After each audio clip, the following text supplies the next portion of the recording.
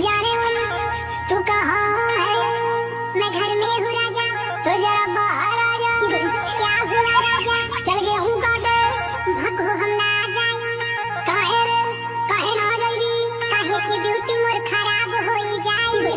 कटी लगे हूँ ताली आके के खियाई हो, दिली आयन हवे उहेला के खियाई हो। हाथ में कटलिया के दे गया घवाई हो, कोई हम गेहूं काटे वाली लगत हई।